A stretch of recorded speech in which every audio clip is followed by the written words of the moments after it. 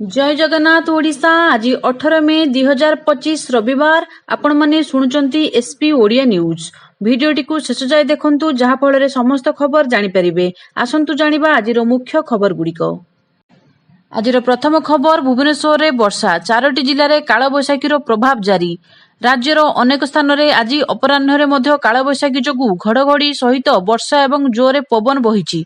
कंधमाल गंजाम गजपति एवं रायगड़ा जिले में विपदजनक कालबैशाखी प्रभाव लगी रही।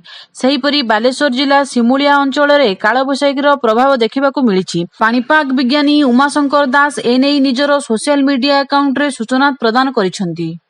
परवर्ती खबर जानिबा पूर्वरु चैनल रे नुआ थिले चैनल टी को सब्सक्राइब करी पाखरे थिबा बेल आइकन को प्रेस कर दियंतु जहा फଳରେ कि चैनल रो समस्त लेटेस्ट अपडेट आपण माने प्रथमे पाई परिबे। परवर्ती खबर 15 दिन हेला अंधार रे ग्रामवासी गरम रे अस्तव्यस्त जनजीवन।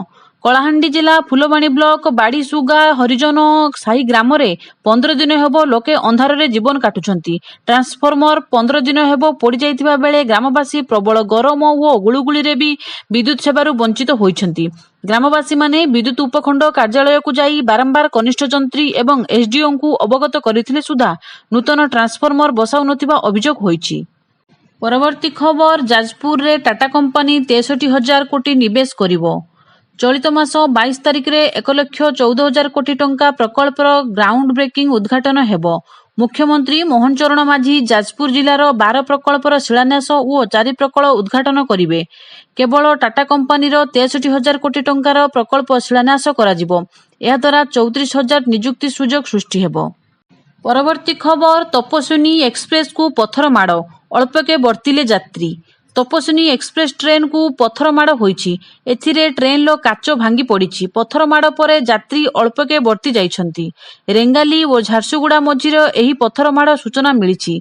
एसी बगी B7 उपरकू पत्थर माड़ होइथिबा जणा पड़िछि। पत्थर माड़र कारण एपर्यंत अस्पष्ट रहिछि। रेलवे पुलिस घटनार तदंत करुछंती। परवर्ती खबर धवलेश्वर पीठ परिसर रे गाड़ी रहणी पाई मिलिला अनुमति। एणिकी कंक्रीट सेतु रे श्रद्धालु चाली चाली न आसी सीधा सड़क 2 चकिया और 4 चकिया गाड़ी रे धवलेश्वर मंदिर पीठ परिसर को आसी गाड़ी पार्किंग करि परिबे। एथिपाई आठगड़ देवतोर कार्यनिर्वाही अधिकारी तथा उपजिलापाल प्रहलाद नारायण शर्मा अनुमति प्रदान करिसेंती। परवर्ती खबर ताज होटेल को बोमारे उड़ाई देबार धमक। मुंबई पुलिस एक धमक भरा इमेल पाइछि। मेल रे ताजमहल पैलेस और छत्रपति शिवाजी महाराज अंतर्जातीय विमानबंदर को बोमा विस्फोरण कराजिबो बोली धमक मिलिछि। भारत संसद भवन आक्रमणर मास्टरमाइंड अफजल गुरुंको मृत्युदंड अन्याय थिला बोली धमक रे कुहा जाइछि।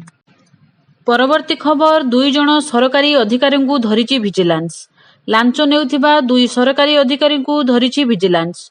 बासुदेवपुर ब्लॉक रो एरताल पंचायत रो एक पोखरी पुनरुद्धार कार्यर एक बिल करने को जाई ब्लॉक रो कनिष्ठ जंत्री अशोक दास 10,000 टंका लांच नेउथिबा बेले विजिलेंस टीम गिरफ करिछि। कोरोना को नहीं कौनसी भयभीत हेबार नाही। एशिया महादेशर थाईलैंड हांगकांग एवं सिंगापुर रे पुणी थरे कोरोना संक्रमण रे नूतन रोगी चिन्हट हेबा सह रोगी संख्या वृद्धि पाइछि। एसबू को दृष्टि रखी राज्य सरकार आगुआ सजग रहिछंती बोली जनस्वास्थ्य निर्देशक नीलकंठ मिश्र सूचना देइछंती। परवर्ती खबर चप्पल पिंधि डाइनिंग टेबुल रे बसी खाइले महाप्रसाद। पुरी रे एक होटेल रे चप्पल पिंधि डाइनिंग टेबुल रे बसी महाप्रसाद सेवन करुथिबार खबर भाइराल हेबा परे मंदिर प्रशासक असंतोष प्रकाश करने सह अनुरोध करिसेंती जे महाप्रसाद को डाइनिंग टेबुल रे नुहे बरं पारंपरिक भाव में तले बसी खाइबा उचित। आजिर खबर शेष होइछि। आगामी नुआ खबर अपडेट जानबा पई चैनल टी को सब्सक्राइब करंतु। धन्यवाद।